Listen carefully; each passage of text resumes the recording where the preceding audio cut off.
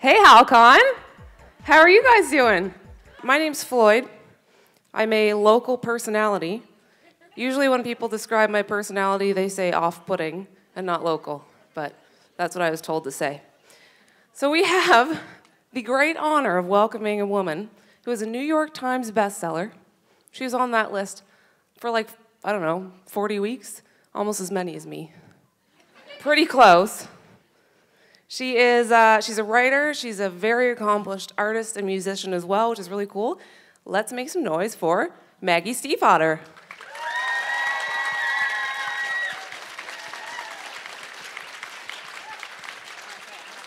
You do, you have your own. And you'll notice that Maggie called me in advance to make sure we'd match. It's pretty cute. So I'll get the questions started. And I brought something for you, Maggie, but I don't want to show you yet. I want to talk about the Raven. Will you be my stunt double? Yeah, okay. Absolutely. I can take a lot of punishment, a lot. So the Raven cycle, you guys read the Raven cycle, right? Yeah, the last one came out in April of this year, so too bad if you haven't read it yet. This is probably full of spoilers. But here's the thing, and this is really close to my heart about the Raven cycle, is the thing that kicks off the entire plot, basically, is that a guy has an allergic reaction to wasps, right? And then he has to go find the Welsh guy. Miscellaneous stinging insects. Yeah, a fatal. And I'm just wondering if you've ever heard of EpiPens, because it could have prevented the whole mess. And Benadryl is what you're saying. And Benadryl. It would be the Benadryl king. It would. So Maggie, I'm not a published author. Well, no, I'm a published author. Not as impressive as you. Blog posts and miscellaneous fan fiction and poetry don't really count. So I don't want to come across as condescending, because you are the master, but I have many fatal allergies myself. I get to wear one of these guys, pretty cool. So I thought that does that have a stinging insect on it? No. That says men on it. A medic alert. I'm not allergic to men. Some other things. So I thought I have a couple of ideas for plots for your future books. And these are based on my life, okay? So, character has a fatal allergy to lychee and goes on a quest to find a trendy martini that they can drink. This is not getting a good reaction. Okay, character. But the problem is that you can't just pitch the idea. You have to have a title along with it, full package. Floyd likes martinis, but is allergic to lychee. All right, Volume continue. 1. Character is allergic to cashews and goes on a quest to find a vegan cheesecake that is also nut-free. The nut job. The nut job. This is why she's the expert. And final one, this was my most recent quest. Character has a fatal allergy to Tylenol and goes on a quest for pain relief after invasive dental surgery. Oh, but this is the Benadryl king again. Yeah, pretty much, yeah. I don't know, just toss them around, think about it. Call me if you need any more ideas, okay? I'll take my EpiPen, I'll get out of here, but if you guys have any questions or more plot ideas for Maggie, please let her know. I think she needs some help. Bye, Maggie. Pleasure. Thanks, Floyd. Okay, so what I'm going to do is I'm going to talk for about, I don't know, half hour or something. Then I'm going to open up the floor for questions. But before we begin, you should know a couple of things. For starters, before even that, who here has read any of my books? I love all of you. Who here has not read any of my books, but has at least heard of my books? Who here has no idea who I am, but couldn't get into the panel they really wanted to get into, and actually is sitting here now? Anyone? Okay, just checking.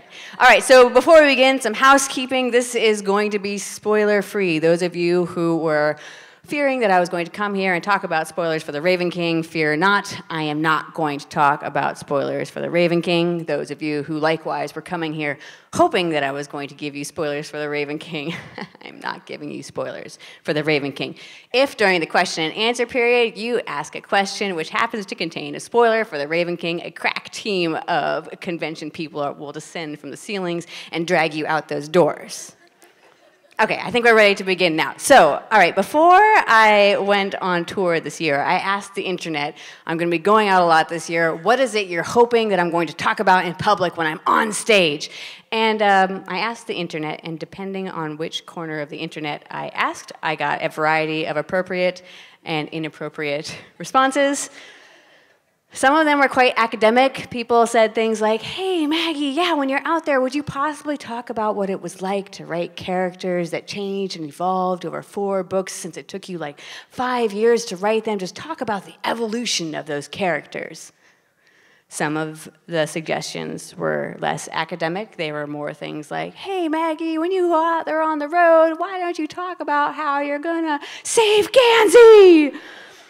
And then some of them were just bewildering. They said things like, hey, Maggie, so you're a writer and a mother and an artist and a musician. Maybe you could go and talk about how you're so balanced.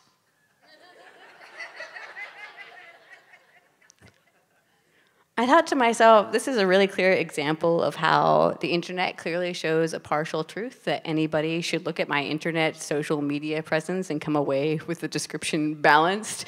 But I did get a version of that I liked. Someone said, why don't you tell people about your average workday? And I like that because it's like a version of the being a writer, mother, musician, without that lie of balanced in it. So the only thing about this question, Maggie, what is your average workday, is that I'm not 100% on what I do for a living. Don't get me wrong, I like it very much. I just don't know what my job description is.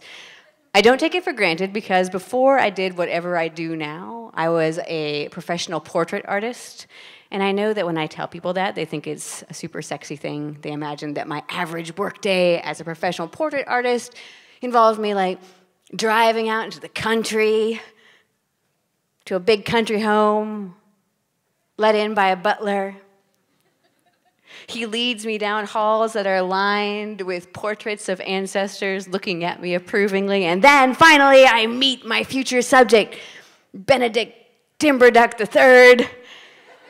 And then I create a wonderful painting that goes to join the others in those storied halls. And don't get me wrong, sometimes that was my average workday, but when the economy went south, I also supplemented my income by painting copies of the old masters with the heads of cats on them and selling them on eBay.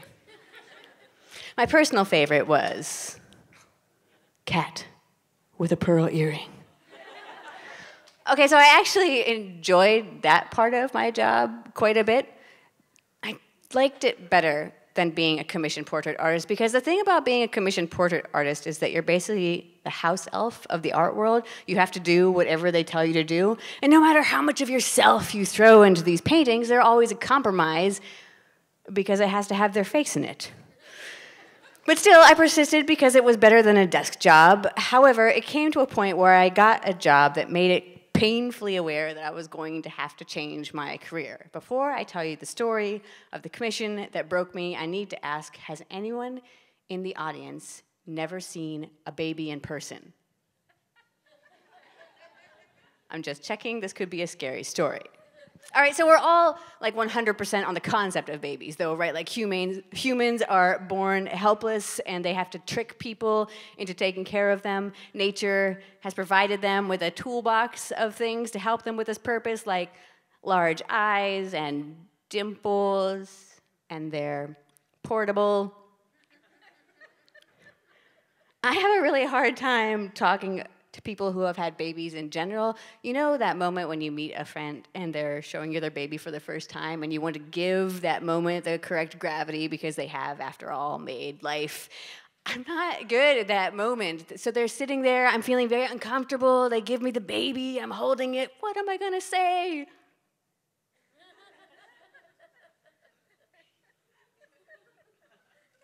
It's so cute.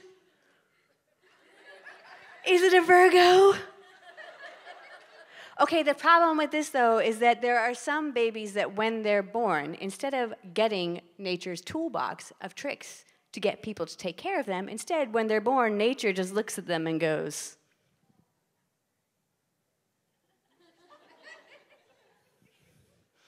So then you're already in this super uncomfortable situation of a friend who's giving you this baby to hold for the first time.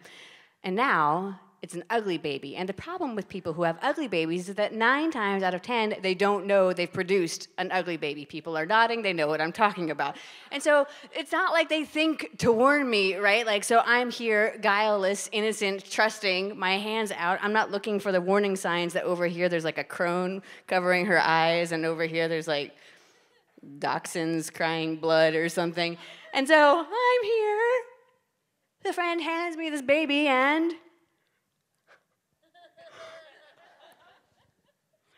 now what are you going to say? Because it's not like you can say, it's so cute. You're not going to perjure yourself. Is it looking at me? So the reason why there's no race for a cure for ugly baby, I have discovered, is because in most cases, they grow out of it by the time they're ambulatory and everything turns out fine. Look at Neville Longbottom, it is fine. And so, anyway, okay, this is the commission of the ugly baby. So I drove out into the country. It went as usual. It was not a fancy, fancy house, but it was a nice house. I was met at the door not by a butler, but instead by the woman who had arranged for the commission. Come in, come in. I come in, come in. I look around, and I realize that every single horizontal surface is covered with a depiction of a baby.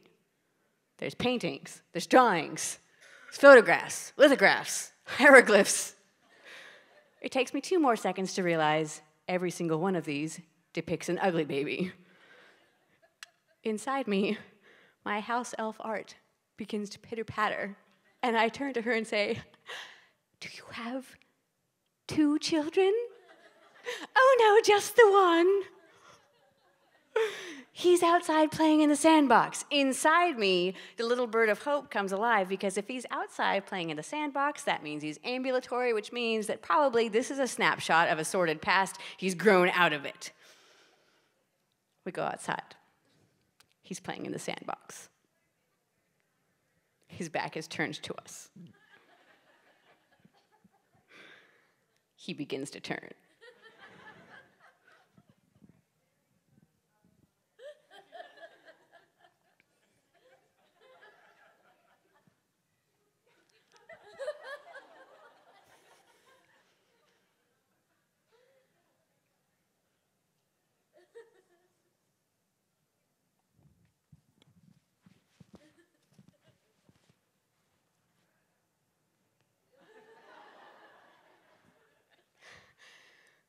Like, now what am I going to do? Am I going to say, can I just come back in 6 months and see if it's gotten any better? So instead, in desperation, I go, I noticed that you have a lot of paintings of this child already inside. Have you thought about doing something a little experimental? Oh, yeah, sure. What were you thinking about? Well, I was noticing that in a lot of these portraits, the child is looking traditionally right at the camera. Have you thought about one where he's more like...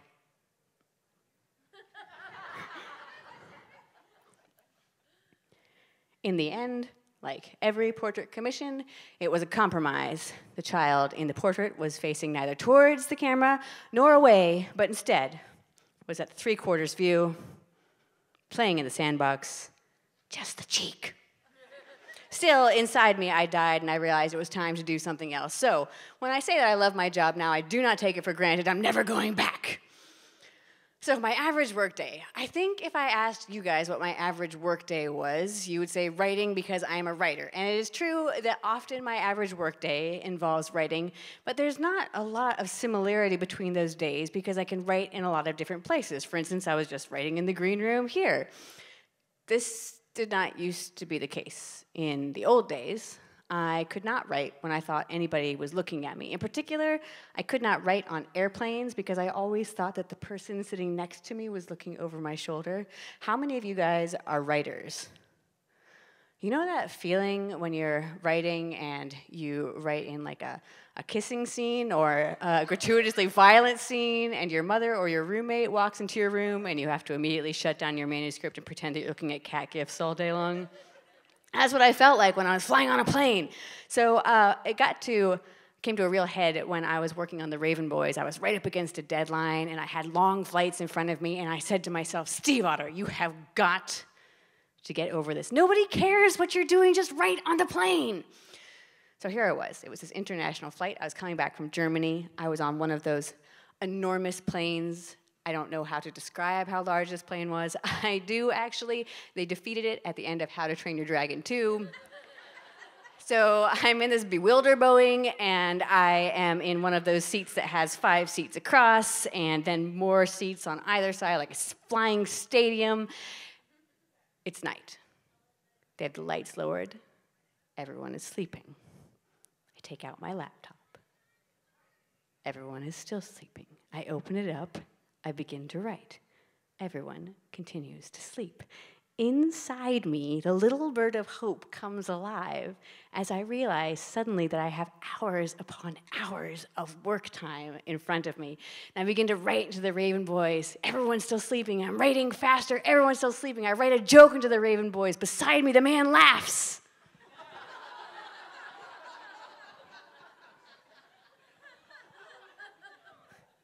My life is over. So now, if you're one of those nervous flyers that gets onto a plane, and you're like, oh, hey, I notice you have the window seat, and I'm going to feel like I'm actively dying for like 4.5 hours, but if I can look out the window and remember what Earth looks like, it helps me feel a little bit more alive. Could I swap with you? And that person looks at you and says, no! That's me.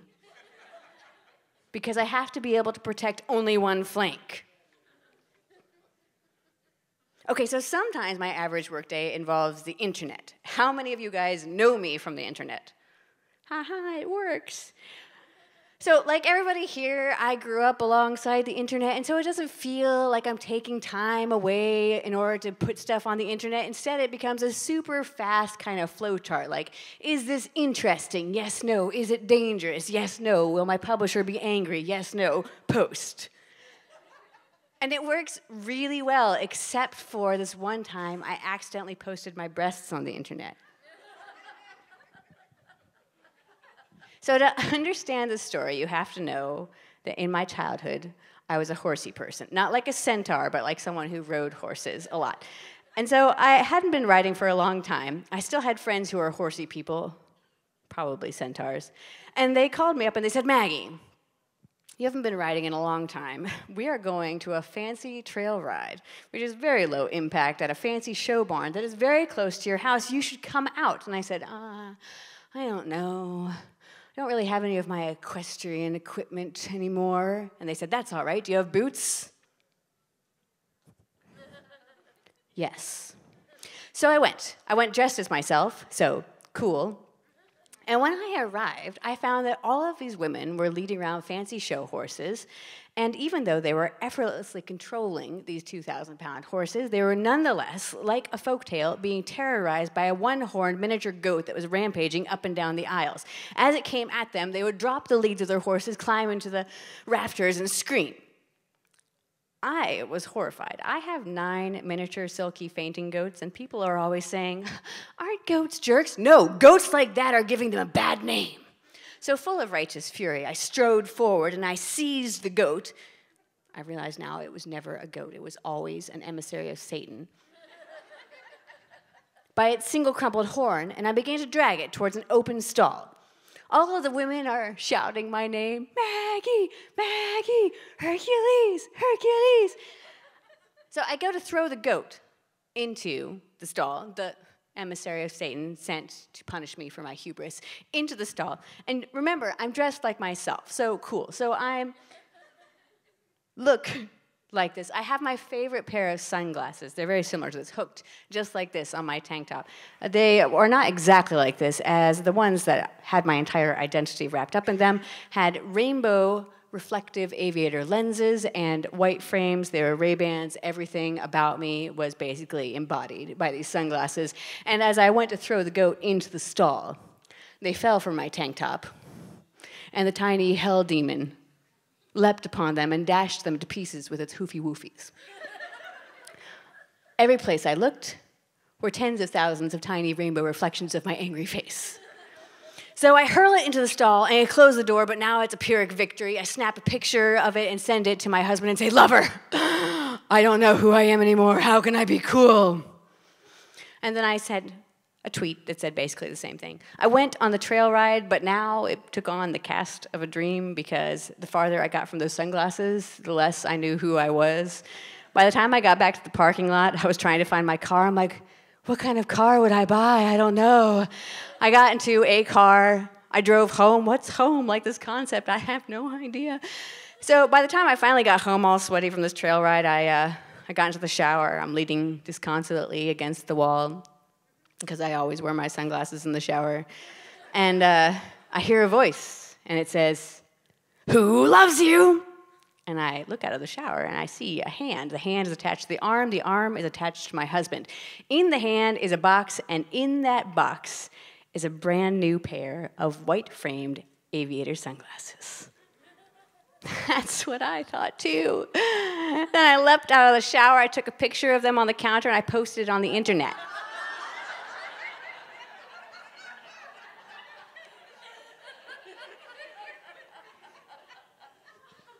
A second later, I realized that when you clicked on the picture and made it larger, it was not a reflection of my arm you could see in the lenses. It was my favorite tit.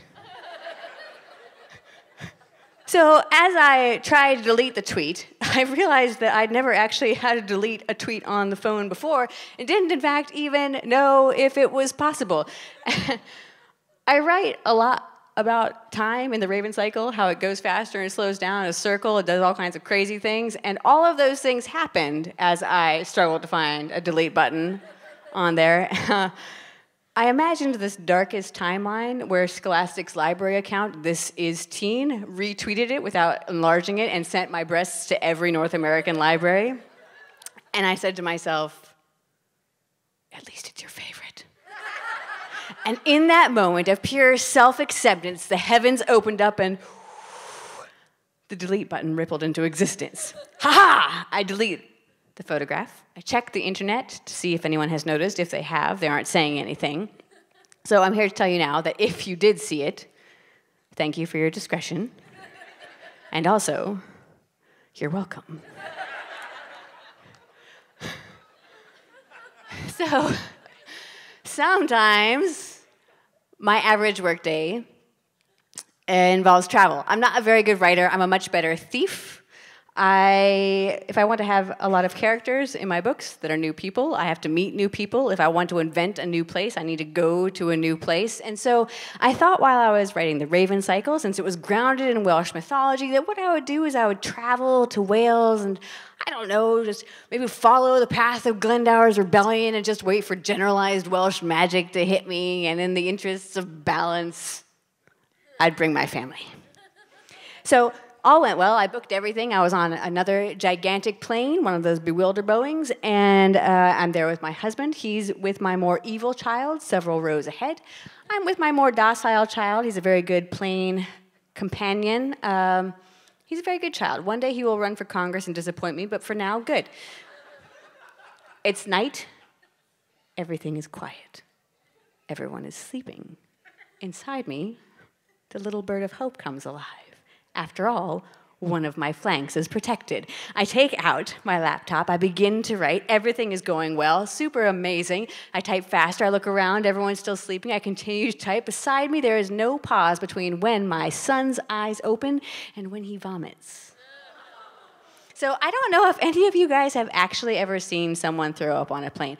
I had not, which is actually amazing because by the time the Shiver trilogy ended, I was flying one day out of every two, which means I was on a lot of planes. And I'd always just seen that tantalizing edge of the barf bag and thought it was like an apocryphal story. And in my head, if I thought too hard about it, I imagined that if you threw up at 10,000 feet in the air, it was like throwing up in space. Like the chunks would come out and then they would just vacuum them up. That's not what happens.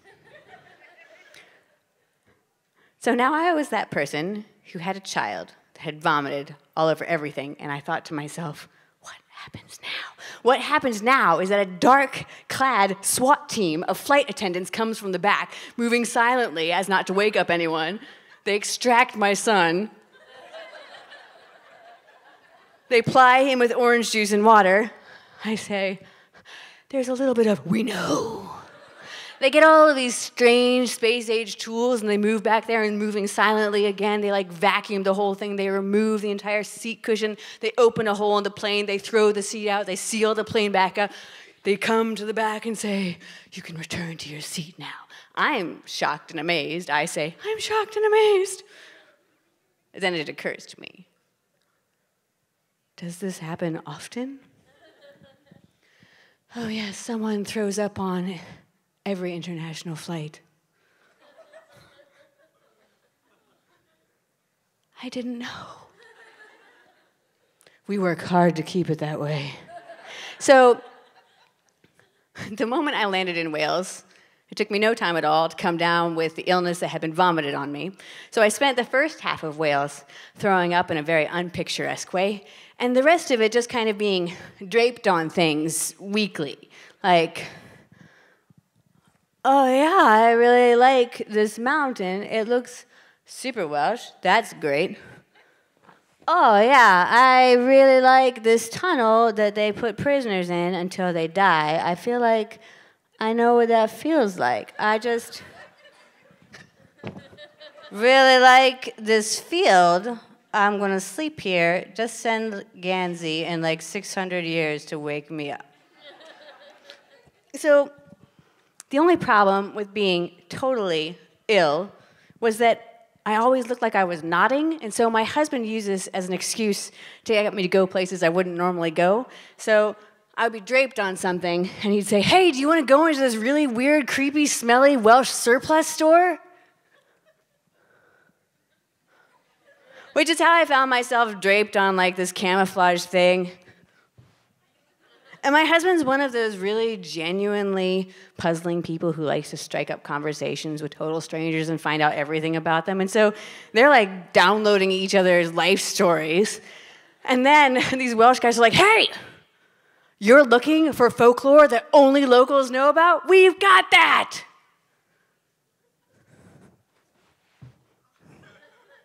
Inside me, the little bird of hope throws up in its mouth. They begin to give me these incredibly convoluted instructions about how I need to climb up this hill, and I have to go past this shed, and you'll probably want to rest there because it's about a mile, and look at you, you're basically dead, and then you'll be there. I'm sorry, where is there? Oh yeah, we forgot to tell you. If you follow all of those directions, when you get there, you'll be at a church that when you look at it, makes you feel funny. Am I there now?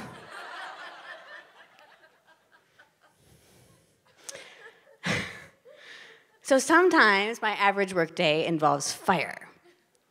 There's a nasty rumor going around on the internet that I set John Green on fire. Does anybody here believe that I set John Green on fire? There's always one! How many people here at least know that John Green was on fire last year? The rest of you are in for a fun tale.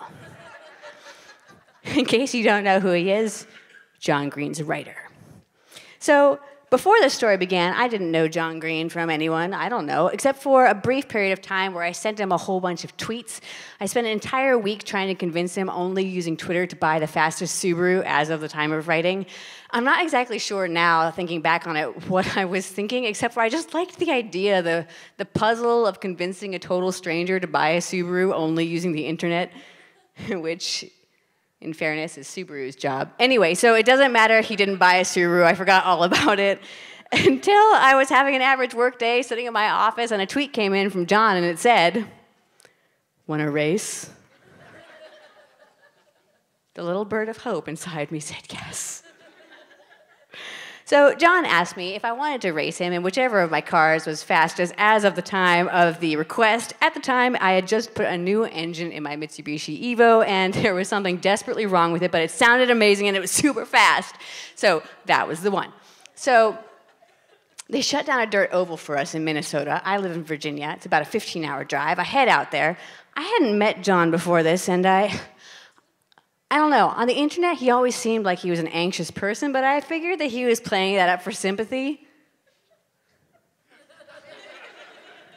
So I was driving my Mitsubishi in this race. John had been loaned a race car, because if you're John Green, people loan you race cars. And in defense of his anxiety, it was a proper one, so the door didn't open. Instead, you had to get into it by the expedient of climbing in through the driver's side window, and then you had to escape from it the same way, which really was not an issue unless you were escaping from the car in a hurry, like if it was on fire.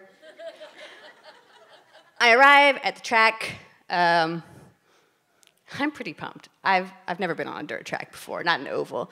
I come over to John. He's wearing a borrowed fire suit, which if you haven't seen a fire suit before, they look like very bulky, ugly pajamas with someone else's name on them. I'm like, John, you're such a dork. You're not going to be on fire?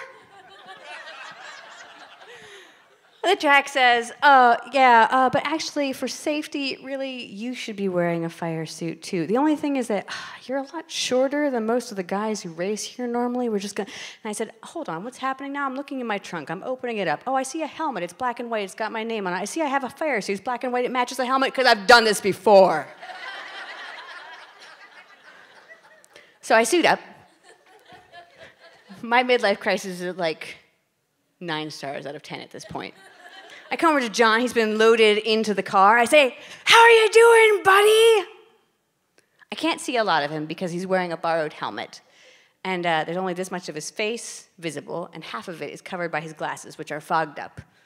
And he looks at me and he says, I hate you. So we begin to race. Like I said, I've never been on a dirt oval before. I had raced in cars before, but not in this one. And this car is basically designed to go sideways super fast, and it is doing that. There's still something desperately wrong with it. So every time it dropped under 2,000 RPM, the engine would shut off. And I was trying to maintain a veneer of professionalism as much as you could in a car that's bright yellow with paint splattered on the side, but still, every time it shuts off and I have to turn the ignition back on while I'm sliding, the radio comes back on and Colombian hip-hop begins to blare. Later, John Green would tell all the fans, she was listening to Kanye. No. Anyway, so like I said, I was having a very good time. The only problem that I saw at the very beginning was that I had stopped on the way. I have crazy food allergies, so I'd stopped to get a rotisserie chicken from Whole Foods, and it was still in the container, and I'd forgotten to take it out of the car. And as I'm going sideways, the lid is off, and it's got the broth, and I'm going sideways, and I'm like, class seats, class seats, class seats! So we're racing. Everything is going super well. 2 things are apparent. John Green is very slow. 2, John Green is very, very slow. This is because he is driving with his foot on the gas and the brake at the same time. This has a retarding effect on the car's forward motion, and also, incidentally, heats up everything having to do with the brake lines. This becomes relevant as I come around the corner, and John Green's on fire. It's not like a fire, it's like Canada fire. And my first thought is, way to escalate, John, you're gonna burn to death in front of your fans and your wife. And my next thought is, do I have to stop? I stopped. So by the time I stopped, they were already pulling him out of the car. He looked like he was a calf being delivered from a burning cow. And I come over and I expect him to be all full of terror, but instead he gets up and he's like, I'm alive! They put out his car, he looks at it, and he says, I'm gonna get back in. The fans, including his wife, as one, John, no! John Green, as one, John, yes! So he gets back in. We begin to race. Everything is going super well. We're going sideways. I come around the corner. John Green's on fire again. My phone buzzes because my husband, who's been watching the race on Twitter, has texted me, do you think this is a game?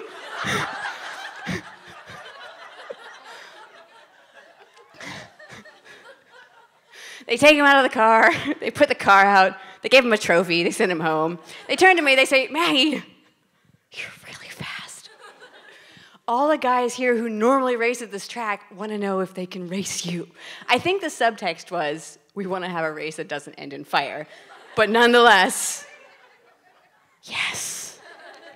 So I raced them all, I beat them all, midlife crisis like 16 stars out of 10.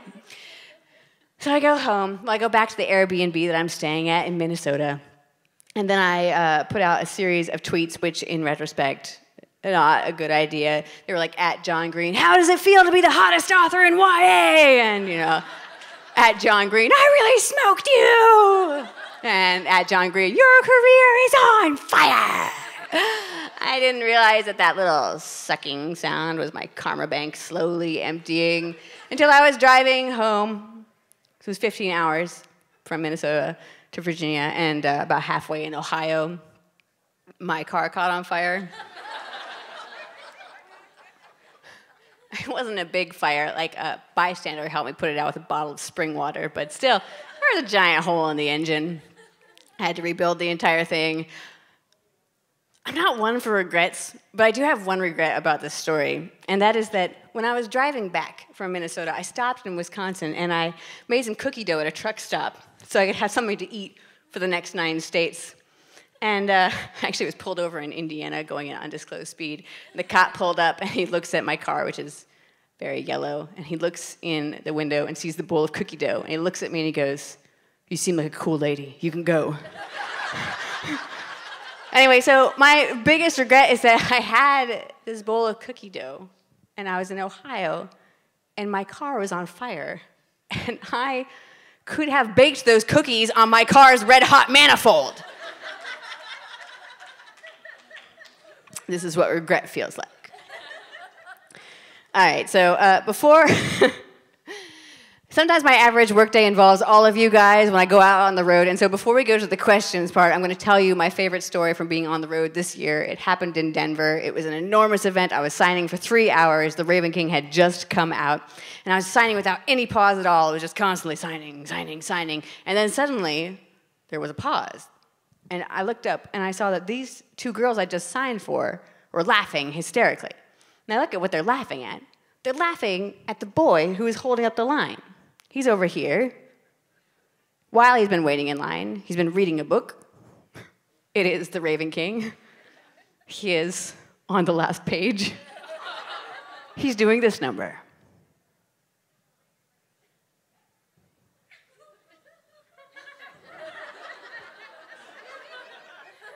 Then he bursts into tears. They're rolling with laughter. I sit behind my desk and I go, "Oh, you can come forward now." He turns to me, the author of The Raven King, and he says, "I need a minute."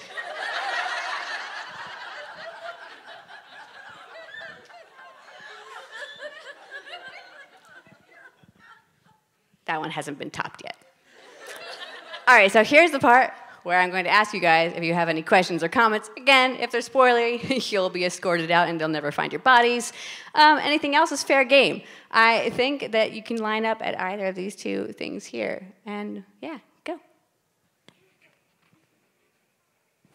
I see you're shambling towards there. I can hear you a little bit, but I played bagpipes competitively in college, so I'm a little deaf in this ear. Good, good. Hi, my name's Kai. I use he, him pronouns. Thank you for coming. I just wanted to say thank you for putting some great representation in your books. Don't want to spoil the last book, but you at least have Ronan out in the first couple. I very much appreciate a non-stereotypical gay character, and I turn to fan fiction a lot of the time when I don't get that. So I was wondering if you had any fan fiction that you like, enjoy, or you see value in. I'm going to tell you a story about the fan fiction that ruined my life. I don't normally read fan fiction. I didn't come from that background. I didn't actually realize that it existed until I wrote a series that inspired a bunch of fan fiction, and suddenly fandom was laid out in front of me, and I thought, oh, this is interesting. It was interesting. I have a lot of friends. I didn't realize the nuances of friendship until I combined friendship with fandom. There's a car in the Raven cycle. It's a 1973 Camaro. That is my car. My very first business car, and the car that I still drive to most of my events that are within not flaming distance of Virginia, is this 1973 Camaro that I love more than life. I put it into the car or into the books because I knew that I would write about it endlessly and never get tired of writing about its nuances. And so I was in this car with a friend when they were on AO3, which is where you find fan fiction. They were reading me a fan fiction that they had discovered. The car was in it. Oh. Adam was in it. Oh, no. Gansey was in it. And now I can never look at my gear shift knob the same way. I'm so sorry for your loss.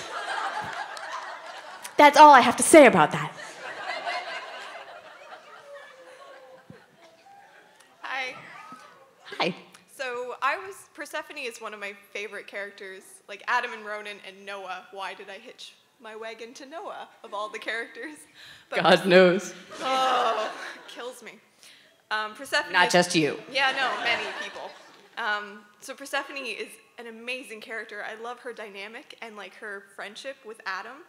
And I was wondering, what exactly was Persephone's event that she came back from different in the same way that Adam had? I don't... First of all, I feel like you're a plant because the friend that I based Persephone on is actually in the audience right now somewhere. I should not point at her. You can just guess. Anyway, both this friend and Persephone are less humans and more like weather events. I enjoy them hugely. Everybody loves nature. And I don't think I want to answer the story about Persephone's backstory because I've actually just agreed to write 3 more books in that universe. And so I don't want to say anything that I might want to use later. Fair. That's okay. Thank you. You're welcome. Next question. Hi. I guess like maybe this is a really stereotypical question, but I guess I was just wondering like, do you have any like advice for like people who are trying to get into the publishing game, like especially if you're trying to work other jobs at the same time, things like that? So. You want me to tell you something super inspiring? I need it. You looked at me and you thought, that woman is definitely not the poster child of Slytherin. She is definitely going to inspire. Fine, I'll be educational. All right, so I always knew that I wanted to write ever since I was a small and terrible child. And I was a small and terrible child. I used to dress in black all the time. And when people asked me why I dressed in black all the time, I would say things like, I'm mourning the death of modern society. I was also a non-hugger. When people tried to get me as a child into a hug, I either did a trick where I had all elbows, or I would just kind of evaporate like a Dementor. Yeah, I was terrible. So I continued writing all through my young years. I remember that my father came over to me as I was working on his word processor, which is a small computer the size of that desk, and I'm typing away on it, and he says, "So, Maggie, what do you want to be when you grow up?" And I said, "Oh, I want to be a writer." I actually always sounded a little bit like Batman, so it was more like, "I want to be a writer." And he's like, "Oh, you want to be poor." But in his defense, I remember the book that I was working on at the time. It was about 2 dogs just driving a car. They were Scottish Terriers. It was a red Porsche. The first line of dialogue was, "It like hugs the road." So maybe not the stuff of bestsellerdom, although in retrospect, basically the plot of Raven Boys. Anyway, so I continued writing all of these terrible books all through my teen years. I always knew that's what I wanted to do, although I had that grounding sensation that you couldn't make a living at it because my father reminded me that you'd be poor. And so that was fine. It was good. So I kept on writing all these books. I got a piece of advice when I was young that said you should write the book that you always wish you could find on the shelf but can't, and also that you should write what you love to read. And so I always loved to read these lovely award-winning fantasies that my mother gave me, and then I always used to love reading these terrible thrillers that my father gave me that were called things like Point Blank and Shot in the Back, etc., etc. So I used to try and write these. I wrote a lot of books that were fantasies about amnesiac enchanters. I also wrote a lot of thrillers that happened to have action scenes in them and love scenes that looked like diagrams for weapons assembly. Anyway, I was terrible, but I got better. By the time I was a teen, I had written over 30 novels, and so I got to college, and I knew that what I wanted to do is I wanted to either write or paint, or be a musician. And so I went to college, certain I was going to major in one of those things. And first I went to the music department, and I played the piano, and they said, "We're sorry, you're not good enough at playing the piano to be a music major, or even to take lessons." All right, fine, whatever. So I went to the art department, and I dropped off my portfolio, and they said, "Yeah, we're sorry, your portfolio is not sophisticated enough to be an art major. Actually, you can't even take Art 101. Fine, whatever. I went to the English department. I dropped off my favorite of the novels. They never got back to me. I had to get back to them. And they said, "Yeah, we read it. Have you thought about being a business major?" So I actually went through college. I did not actually major in any of those things at all. I was a history major. I was not able to take a class in any of them. They wouldn't let me into it during the entire time that I was there. And yet, since then, I've done nothing but make my living except as all of those things. And the vaguely inspirational part of this is that when you walk into those offices, those people don't care. You are literally just another face to them. They're just trying to find someone that is going to matriculate and look good on their paper, and they got to make that decision super fast. And someone who dresses in black all the time and sounds like Batman is probably not a good bet. It's not personal, and that might sound crushing, but it's not crushing. It's not their job to curate your dreams. It's your job to curate your dreams, to come back even more impressive, so when they say no, instead, listen to that no and hear not yet. So you have to be the one that goes through there dressing like Batman and busting down those no's and turning them into not yets. And so that's going to mean never sleeping and listening to a lot of no's, but it's totally doable. That's the best I can do for inspiration as a Slytherin. And I hear that we're out of time, so thank you guys so much. You've been a great crowd. Hal-Con!